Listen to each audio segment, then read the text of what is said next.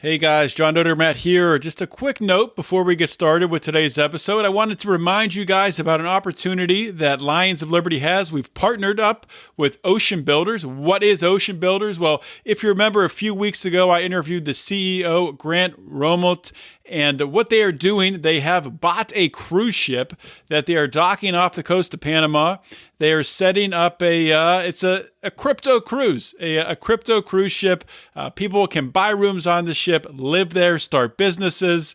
Every single business on the ship is going to accept Bitcoin, at least at a minimum. They can accept other currencies too.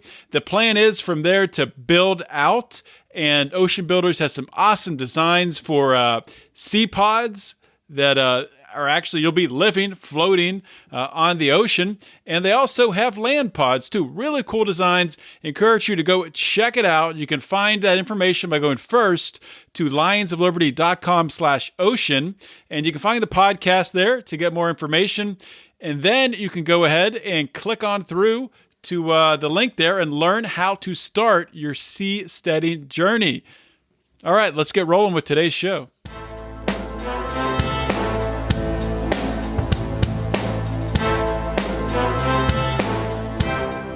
Welcome to Felony Friday, a presentation of the Lions of Liberty podcast.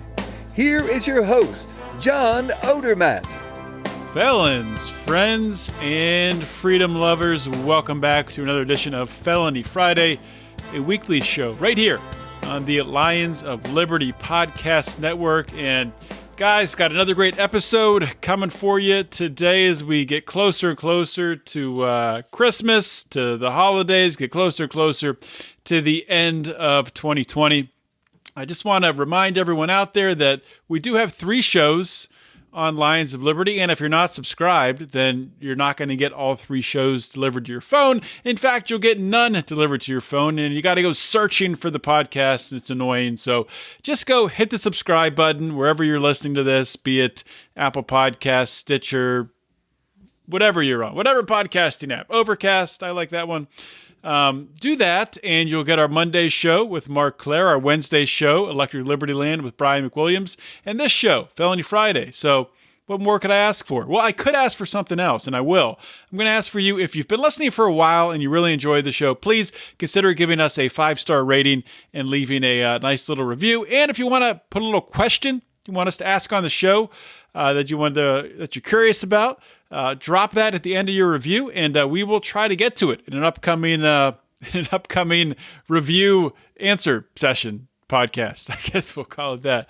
But that's really all I got, guys. So got a great interview coming up, and let's get right into it.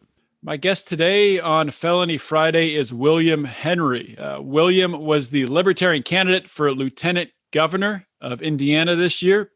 He's a veteran of the U.S. Army and the Indiana Army National Guard. He also currently serves as chairman for the Indiana chapter of the National Organization for the Reform of Marijuana Laws, which commonly known as NORML. I actually didn't know the full name until reading it right there, but it is NORML, and there's probably a chapter in your city. He also owns and operates a small business focusing on digital marketing and communications for companies and organizations in his hometown of Plainfield, Indiana. William, welcome to Felony Friday. Well, thanks so much, John, for having me on and allowing me this opportunity to kind of talk about some of the things I've been up to here in the state of Indiana and trying to get some criminal reform here regarding cannabis, or also known as marijuana. Absolutely, absolutely. And happy to have you on the show. We have a lot to talk about. As we were chatting about in the pre-show chat, you've had you've done a lot of different things. We definitely want to talk about your governor run. We'll start there. Definitely want to talk about NORML and your activism and all that. So I think hopefully we have time to touch on everything. But let's start, before we even talk about your I said governor run, your lieutenant governor run. Before we talk about that, I kind of turning the page back to, how does this all start? How do you get, what brought you towards the Libertarian Party, or even greater than that? What got you interested first in the ideas of liberty?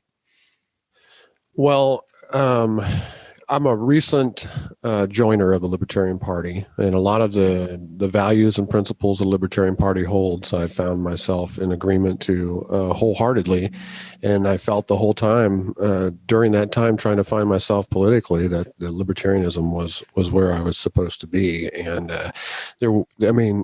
we have to do what we can, guerrilla style, I guess you could say, to kind of get the word out there for libertarians, because, in some states, luckily not in Indiana, but some states, libertarians really have to fight to get on the ballot, and they really have to go out there and do a lot of footwork and a lot of work on their own to gain some sort of visibility within the crowd when it comes to election time. So immediately when I read through the values and the principles of the Libertarian Party and learned more about the party, that was where I belonged. And I think a lot of folks here recently, especially, are just now finding out about the Libertarian Party and what they're about and what they represent, and trying to push for liberty and freedom and getting our rights back to the individual and shrinking the size of government.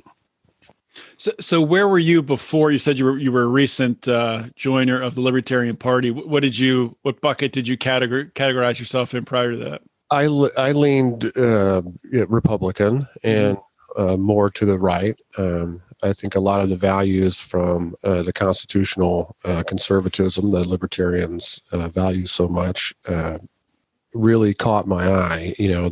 Those rights that we have, they need to be protected, and we need to ensure that no more bureaucracy or no more limitations are put on those rights, and we need to start stripping away some of the layers of bureaucracy they've placed on those rights as well.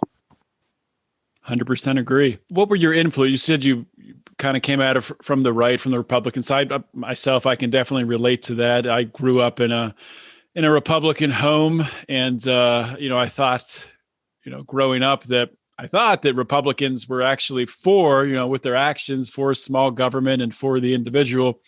But as I grew older, I started to recognize a lot of that was just rhetoric. Was there something that, happened in your life? Did you have any influences or books you read or events that happened that really sort of opened your eyes to the ideas of liberty in that way?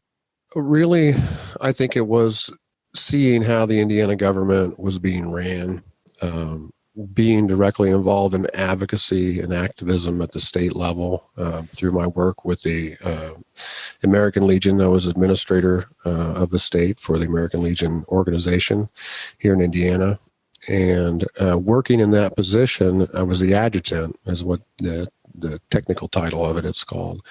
But you're the lead administrator, and that puts you at the state level alongside with folks from the Indiana Department of Veterans Affairs and these other organizations that are veteran focused, like DAV, VFW, AMVETS, some of these other similar veterans organizations that are related to that. And being able to work at that level, administrating an organization, but not only that side of it, but working in the State House and working to advocate on behalf of veterans bills at the State House, and starting to see how these committees and these commissions in the state are being ran and how they're operating, and seeing that they're not, the commissions especially, in my view, were not being, they were not following the rules and standards to the procedure. And that was causing a lot of conflict on veterans issues and issues that they were trying to, and these commissions were trying to push forward.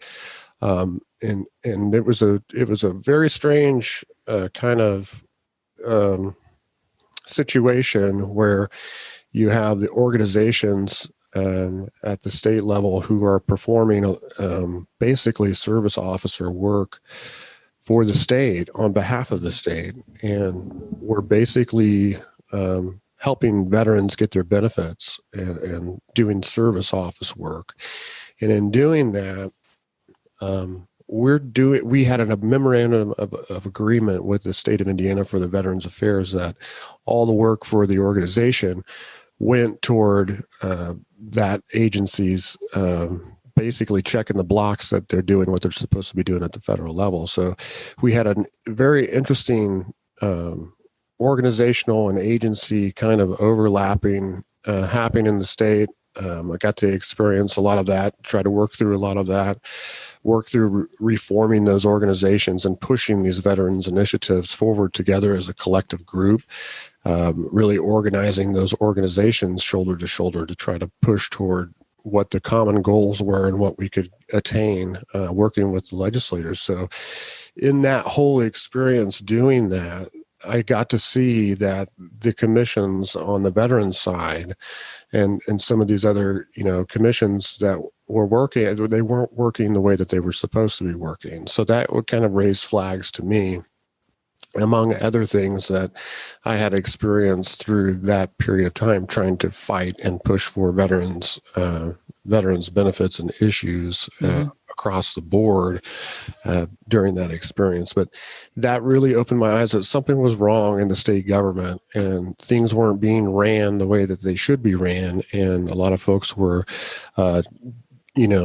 kind of taking advantage of some of these commissions and these committees and kind of pushing through their initiatives rather than the initiatives of the veterans themselves. So that was kind of a key indicator that something was up amongst the commissions and these other individuals who were being appointed to these positions. So I felt, after going through all of that and some other things that I had went through with the state, because I was also a whistleblower on a state issue. Oh, really? What was that issue? The whistleblowing, I had received a few documents that had indicated that a fund was being misused out of the Veterans Affairs Office for the state, and I had taken those award letters that had leaked out of the department and showed them to the commander and my assistant adjutant and said, hey, we need to ask the inspector general to look into the agency, at least on this issue. And they were fine with it at the time. And a couple of days later, we had another event. This was the day before I was supposed to take these letters to the inspector general to be turned in by the adjutant of the department. And they had furnished me with a resignation letter pre-written for me. Wow. That they had demanded I sign and resign at the time. And Indiana is a free hire, free fire state. And, you don't really have any rights as a worker here in the state of Indiana. So I went ahead and I had signed the resignation, and it was very upsetting to me to have to be forced to do that out of an organization with, they were threatening all kinds of stuff if I didn't sign that letter. And the real reason behind even being furnished with the letter wasn't performance issues. It was It was these documents that I had been given leaked out of the department. And those at the state level did not like the idea of those documents being revealed to the public. And really, that was just the smoke, because after I had been forced to resign, I was given about 700 pages of material from that department that I had sifted through and worked with investigative reporters and revealed all that to the public, that there were hundreds of thousands of dollars that were being misused, nearly $1 million of money that was being misused. And how was it being misused? Just out of curiosity, what types of things were you seeing? Well, there was, they were using federal funds and TANF funds. So the temporary aid for needy family funds that was given to that department by the state was federal money.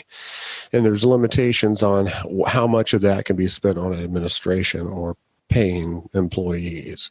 Mm-hmm.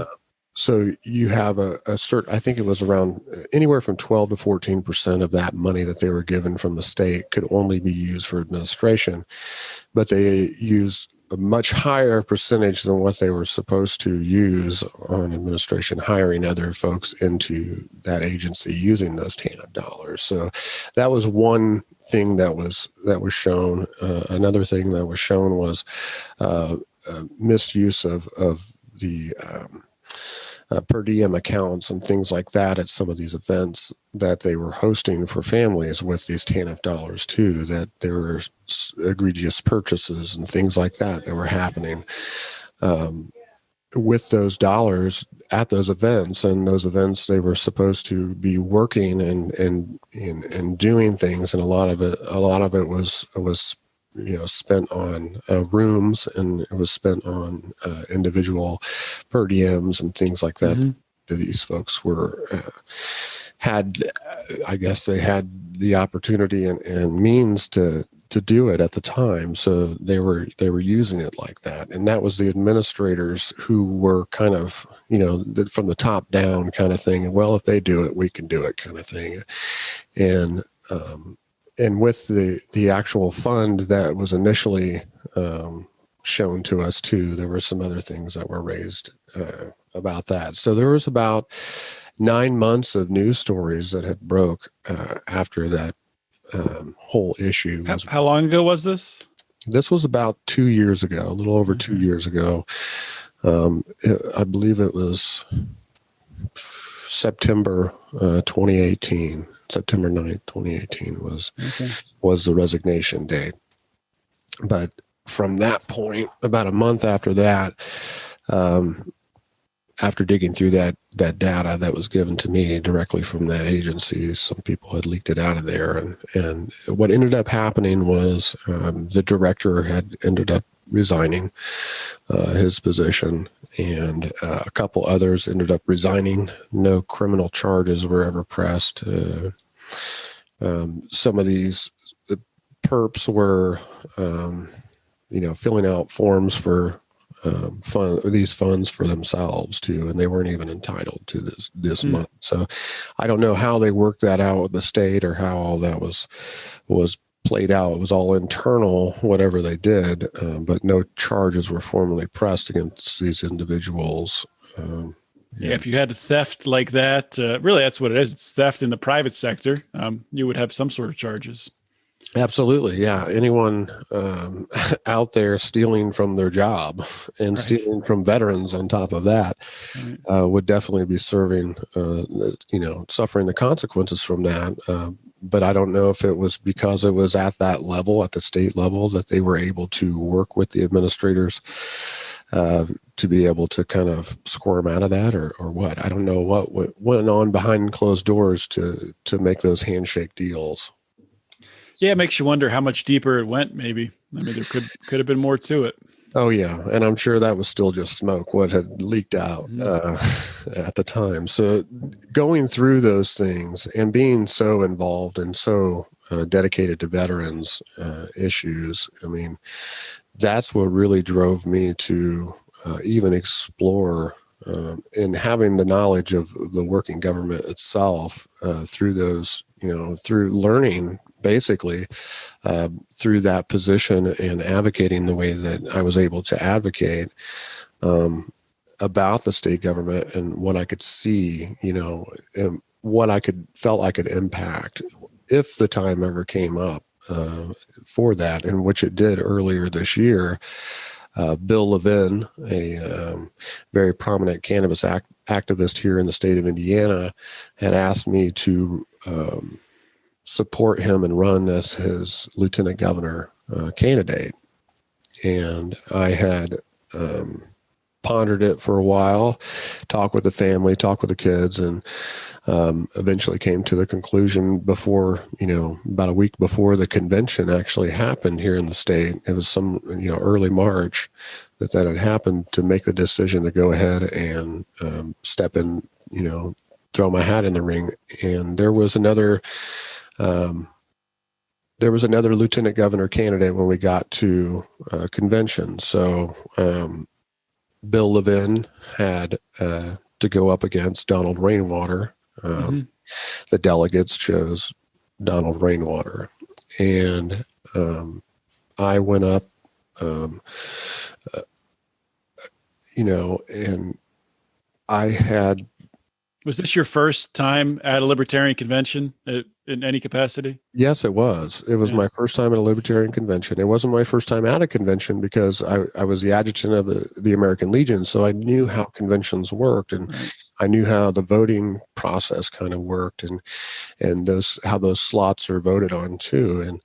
And being able to go up against an opponent, Eric Charles, at the convention, and being able to come out with the delegates' votes was very nice. And to be paired up, I mean, it sucked for Bill Levin to be able to lose, that candidacy opportunity, but having me paired with Donald Rainwater, a fellow veteran too, I think that the party really they came together and they made the best decision that they could for the party. And I think the delegates were, very smart, putting two veterans together. Donald was a 8-year Navy veteran, and I'm a close to 10-year Army veteran with a couple deployments too. So that was that kind of, we knew the veteran aspect was very strong there after the convention. So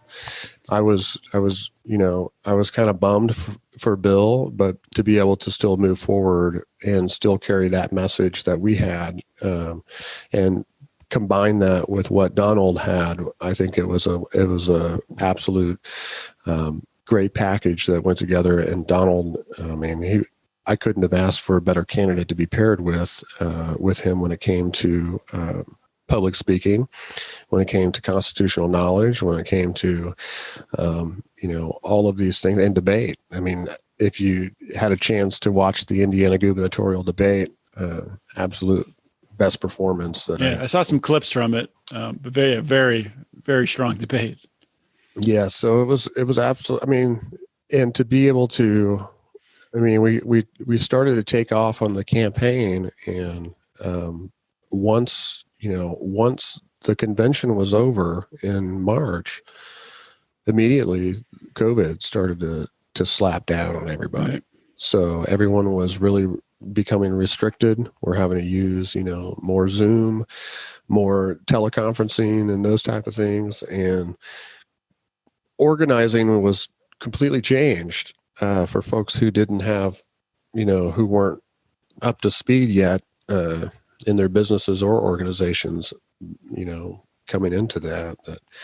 But that was, it was an absolute great experience, because once we got into about middle of the COVID stuff around August, the mandates and stuff started, July, August timeframe, somewhere in there, maybe even June.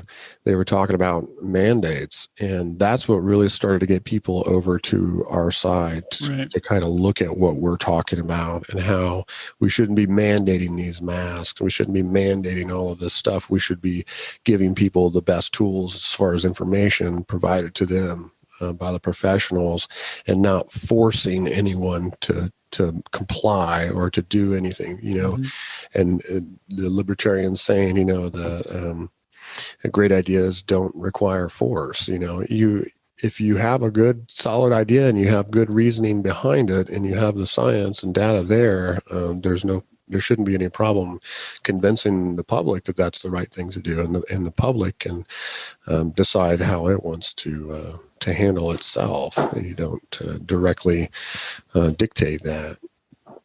So right, and the market would provide options. The market would provide your stores that would have very strict, requirements for masks and whatnot, and would provide another store would probably provide an option where you didn't have to wear a mask and it'd be more loose. So it's a shame. Yeah, it's a shame across the board. I think probably where I'm in Pennsylvania's probably been more strict in the mandates and things like that than the Midwest and Indiana and those states. But it's been a shame to watch a lot of these governors just the power that they've grabbed, and once they grab that power, they're not going to give it back for any reason. And it didn't happen by accident. A lot of folks don't understand that, our legislators crafted this law to give our governors this executive power. And a lot of the legislators want to be like, well, we can't. Here in the state of Indiana, we have to have the governor call a special session if they're out of session. So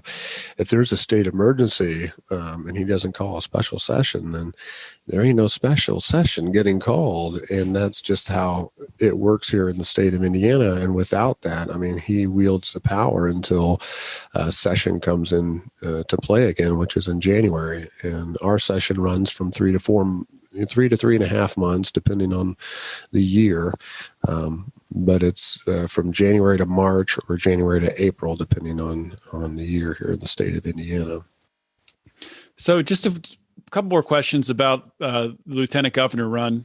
You guys did your percentages. What were they? You did pretty well. Finishing, we were at 11.4%. For a statewide, that's a record for a statewide race here in the state of Indiana on this campaign. So, that alone is a huge win for the Libertarian Party in the state of Indiana. In some of these counties, in more than a third of the counties, we actually scored higher than the Democrats scored. So we captured, I think it was around 33 or 34 counties, and we were second place just in this run.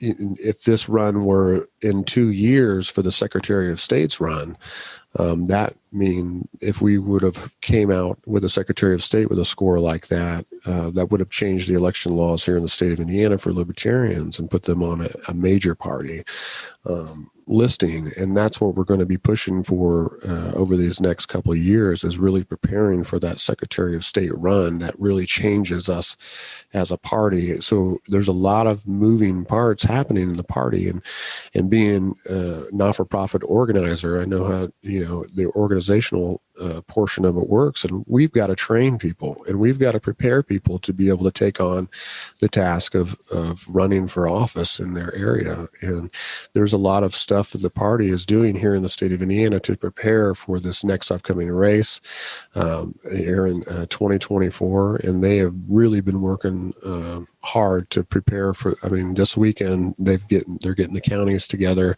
They've had more than 100 people solidify their plans to run for offices from local to state level here in the state of Indiana. So there's been a lot of movement just because of this run, this gubernatorial ticket run. There's been a lot of momentum, captured and still continuing to go on into this next election cycle, which is 2024 here in the state. Very cool. Very cool. So this might seem like an obvious question, but what exactly are a lieutenant governor's responsibilities? Well, here in the state of Indiana, lieutenant governor oversees all of the agricultural sector of the state. It also oversees the economic development, the environmental affairs, and a lot of the agencies' day-to-day kind of management. So a lot of the administration overseeing the administrators in these agencies. So there's just, it's basically like the chief of staff for the governor, really attending to these, those director kind of executive directing kind of duties for the governor. And when the governor is not able to be at an event, the lieutenant governor steps in the place. Same thing if the governor is ill or sick and can't do something, then the lieutenant governor would step in and be able to fulfill that role at any time.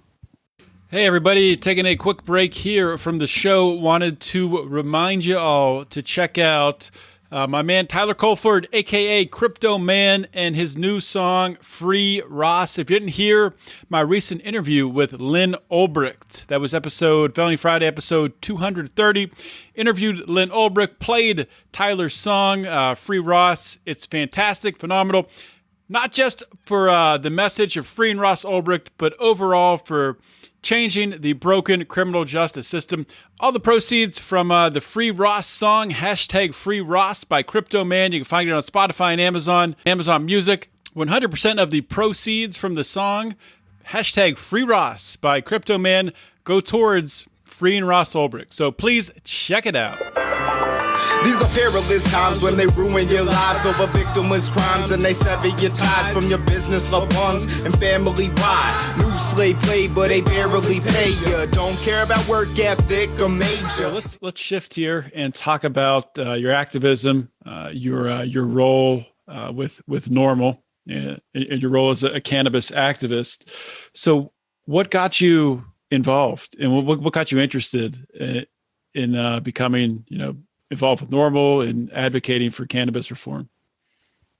I was working, like I was talking earlier, working the advocacy role at the State House, and cannabis was one of the issues that we were trying to work on through veterans organizations, because there was that much movement afoot at the time to get veterans away from opioid pain medications, to get them away from benzodiazepine medications and alcohol and other, deadly drugs that they were susceptible to taking a lot of or being addicted to, and then succumbing to accidental or purposeful overdose deaths. And that was, veteran suicide is very prevalent still today. We've lost more veterans to suicide than we have, the wars on global terror. So there's a lot that we can be doing to minimize that suicidal impact here at the individual level by allowing access to a safer substance such as cannabis to fulfill the needs of mental anguish, fulfill the needs of physical pain, or any other type of ailment that they might take opioid or benzodiazepine medications to kind of help them with daily. This was in 2017, I believe it was early 2017, the American Legion Department of Indiana passed a resolution that was supporting medical cannabis here in the state of Indiana. And then two other organizations subsequently also followed suit, and they passed resolutions to support cannabis here in the state of Indiana. And working that aspect of it, we did a lot of veterans stuff here in the state, but the biggest one that always stood out was cannabis, because all of these veterans and their family members too, and a lot of veterans' family members who had seizures or Parkinson's or Alzheimer's disease that were affected by not having access to cannabis medications that our neighbors around us now have. And in Pennsylvania, you guys have finally, your governor and lieutenant governor have really worked to get that done in your state there. Right. That was really good that they actually passed that. But we are seeing all these states around us do this, and they're taking action, but yet we're still arresting folks, and we're criminalizing folks, and we're attacking our communities because they're possessing cannabis. And at this point, I know the UN just now, over the last couple of days have made a decision that they're going to, reclassify cannabis at the United Nations level, which subsequently what the U.S. has been waiting for to finally make a move. And now it looks like with the MORE Act in Congress right now that may be happening. But it was the veteran advocacy that got me into that role. And after I had left that veteran advocacy role, at least, being a paid, person full time, doing that, I still continue. I still advocate for veterans issues on my own when I can too. But cannabis was a major issue, and it had major support in the state. And I personally support cannabis as an alternative to alcohol or pain pills or benzodiazepines, all of which I've taken as a veteran myself. And I can tell you that cannabis is far less of an intoxicant from personal experience than all three of those other benzos are incredibly addictive. Yes, they are. Yes. And benzos, if people if you're on benzos for a long time and you suddenly have to stop taking them, that can cause sudden death. Mm-hmm. That can cause seizures because your body is so dependent on what those drugs are producing inside your brain to continue to operate and function daily. You need that continuous intake of that kind of medication. Otherwise, you can die from not having that type of medication. So it's very dangerous medication to begin with. Yeah, I think it was, I'm sure you're familiar with Jordan Peterson. I think he got on benzos in the last year or two to deal with depression. And he actually, when he tried to get off them, he almost died. I'm not sure what his side effects were, but I think he actually, in order to detox from them, he had to go out of the country to Russia or something in order to detox. Yeah, I don't doubt it. And to get those alternative means to wean yourself off of those medications, it's absolutely ridiculous to have to jump through all those hoops and to be addicted to it or dependent on those substances to begin with.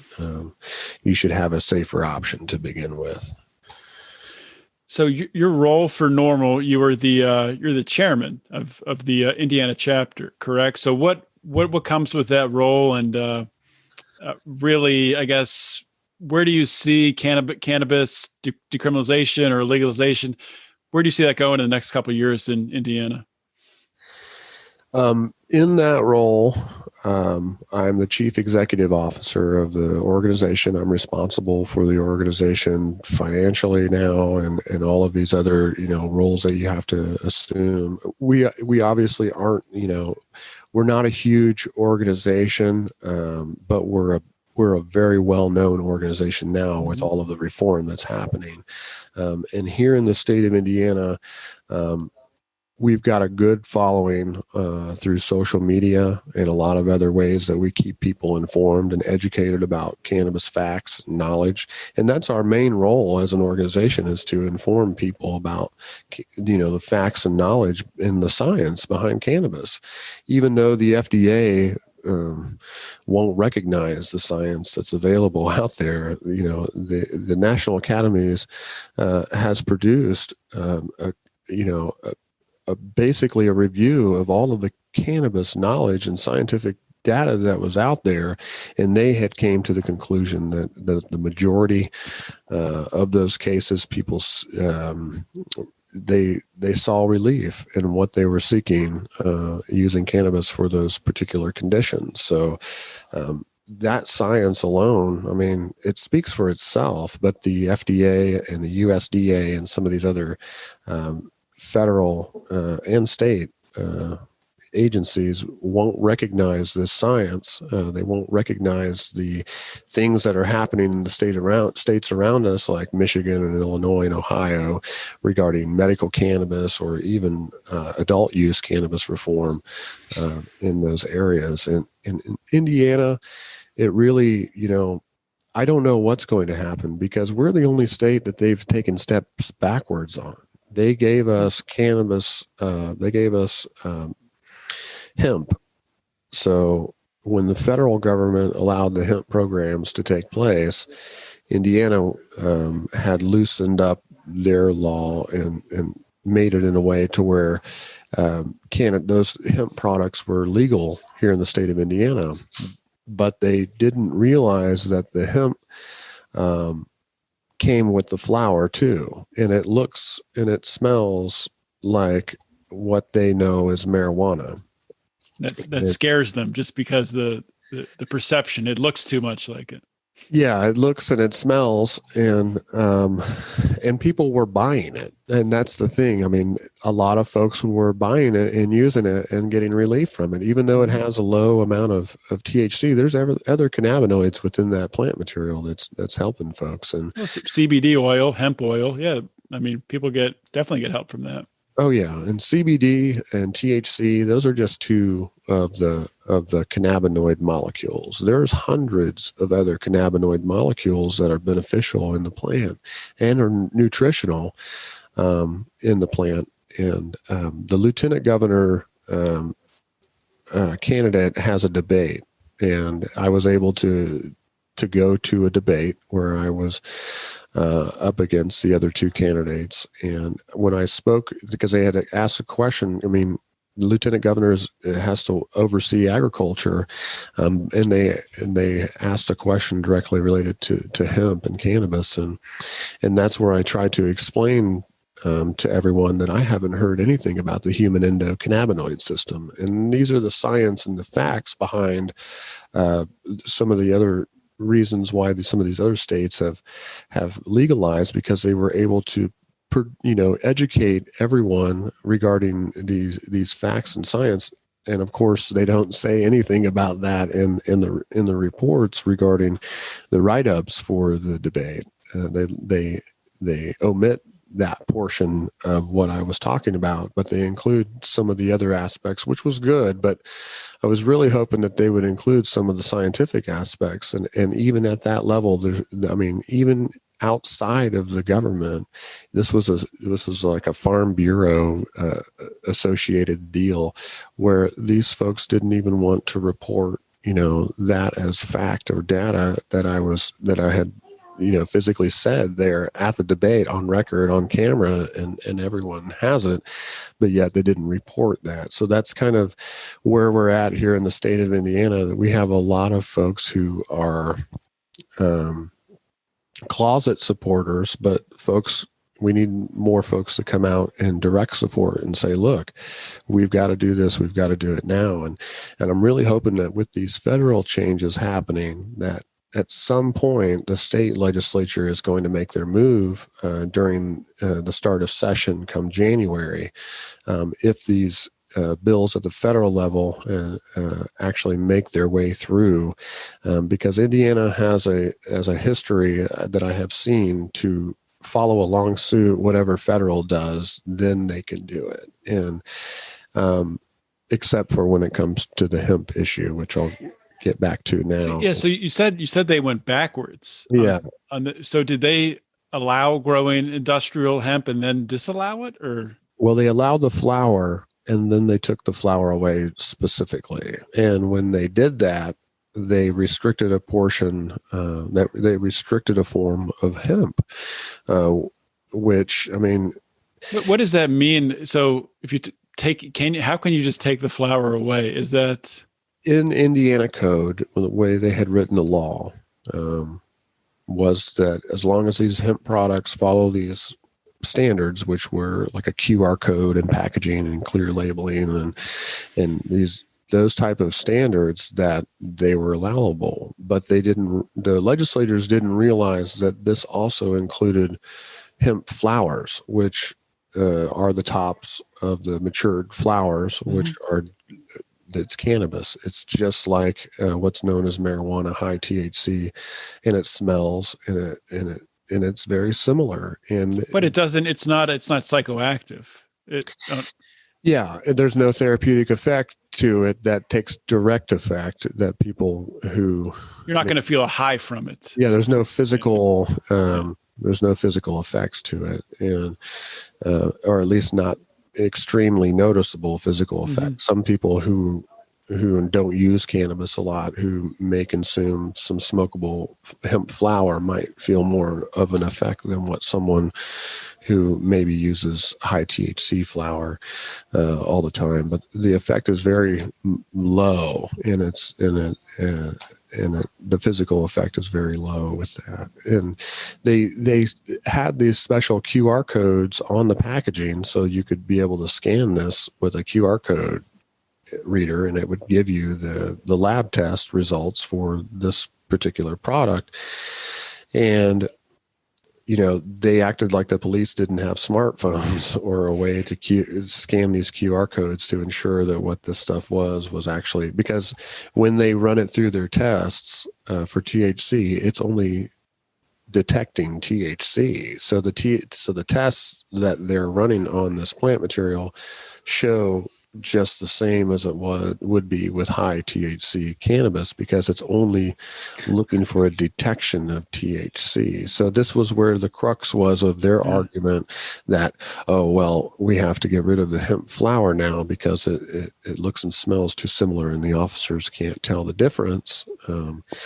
When they had set those safety procedures and they had set those standards themselves too, and they had backstepped on that. So they made it a misdemeanor to possess, manufacture, or transport hemp flower in the state of Indiana. And that was the step back that they took. Wow. But can you purchase like CBD oil or hemp oil or things like that in Indiana? Yes, you could still purchase that. And what's also, I mean, now the hemp farmers have figured out a way to extract this new cannabinoid that they have discovered called Delta 8 THC. And specifically, Delta 9 THC is what is outlined in the DEA schedule. So Delta 9 is the illegal THC. And when they wrote, in 2018, when they wrote the new farm bill, they legalized tetrahydrocannabinols, THC, for hemp. And what that did was it made all THC from hemp legal. Well, it's only to a certain extent that you're going to get THC from hemp, but there are also extraction processes that some of these processors are using. And what they've done is they've discovered that there's a particular molecule called the Delta 8 THC molecule that is not outlined in the state's illegal substances list or the federal DEA substances list. And it's an extra cannabinoid that provides physical therapeutic effects of THC, but not to the extent of Delta 9. But there's carts on the market and some of these other things that are, coming out on the legal market now that, I mean, how are they? So the not having the hemp flower, and then you're having the Delta 8 carts on the market, and some of these other, I mean, they're finding people are very creative, and they have to find ways to be able to provide, to be able to sell these products and not lose money. A lot of these farmers, when they restricted the hemp flower sales, these farmers lost, individual farmers at their personal farms losing $250,000 to $500,000 revenues a year because they anticipated having the flower to be able to sell to the people in the state of Indiana. But that was squashed this year. And there's current litigation happening with these companies against the state of Indiana, and Governor Eric Holcomb called out in that as well regarding some of this preemptive type of lawmaking that they're doing to kind of attack that the cannabis community or the cannabis business aspect of the market. Yeah, they really cut the legs out from under the farmers who were growing it, thinking they were, obeying the law or regulations to the fullest degree, planning, setting up their business plans under those assumptions, and then just completely changing the rules. But that's what government does. So yeah, they start to get ahead and they pull the rug out from under them. Yeah. So let's talk. Last question here. Where do you see yourself going forward in activism? Do you see yourself running for office in the years to come? Well, I certainly have learned a lot in this run, and to see everything that had happened during that 9-month period leading into the election. I mean, it's in my blood now, I think, and I really learned a lot. And when it comes to just understanding what a campaign is alone, because organizationally, I worked in organizations and worked in non-profit organizations, but when it comes to political organizations, I hadn't worked a lot up until this last year directly with political organizations outside of just attending events or calling myself a political affiliate of some sort. I never really had that chance to experience that up front and personal, and going through that. And my wife as well, she ran for state representative, Crystal Henry, here in our district this year as well. We learned a lot this year, and we know, and she had good success too. She showed about a little over 6%. And that's pretty good for, a district to be getting twice as much as they normally have gotten in the state. And in our case, the gubernatorial ticket 3 times as much. That creates huge momentum for the party, like I said earlier, and that's really going right now. And that's where my heart is growing this party and getting more qualified individuals to these ranks and getting them ready to go, and using the knowledge that I have been able to gain over this last year and share that with these individuals, and making sure that they're ready and they're prepared to go when it comes to 2024 on that campaign after the convention, and really what to expect, and really work with the organization to try to grow that as much as possible. Well, that's awesome. And it sounds like in Indiana, the Libertarian Party really, with the strong performance, has a lot to build off. So I'm excited to watch what comes from that. I said last question. I guess I lied. One more question. Where can people follow you on social media, or, reach out to you if they want to?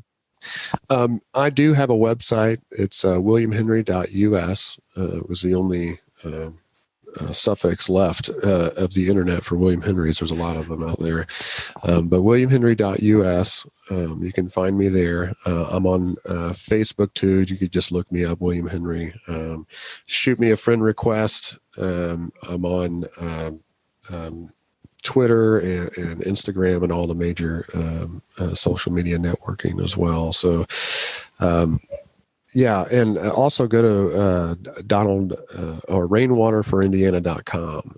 That was our campaign website. If you want to kind of look on there and see what the Donald Rainwater was up to during that campaign, and some of the things that we had put out during that time, that would be good for folks to look up as well. All right, sounds good. William, thank you for coming on the show. Thanks so much for having me. Hope you guys enjoyed that episode of Felony Friday. Another awesome episode. Just want to remind everyone, before you get going here, after your next podcast and your shuffle or whatever it is you're doing with your day today, I want to thank you for giving me your time and listening to this interview. I want to ask you, please, to share this with a friend. The only way that we're going to expand this message, that we're going to reform this criminal justice system, is by sharing interviews just like this with your network. Very easy to do. And I also want to ask you to please, if you have not yet checked it out, you need to go to the Lions of Liberty store. It's lionsofliberty.store. We have a bunch of new t-shirt designs, really interesting stuff, really eye-catching designs. Of course, our Taxation is Death shirt has been a hit. It's selling like crazy. We now have the Tax On, Wax Off shirt. Just awesome. And there's more coming. We're really trying to get into what we're calling it the Lions of Liberty brand of shirts. So you're going to get the cool design on the front, and then up just real small up by the tag on the back, you're going to have our Are You Ready to Roar logo. We're trying to, take another angle here and influence people through, some snazzy t-shirts. So check it out, lionsofliberty.store. And remember, if you're in the Lions of Liberty Pride, you get 20% off. So for as little as $5 a month, you're going to get 20% off all your t-shirt orders. So to join the Pride, go to patreon.com/Lions of Liberty. And with that being said, guys, thank you so much for joining me. Have a great weekend or week or whenever you're listening to this. Just have an awesome day. I'll talk to you next week.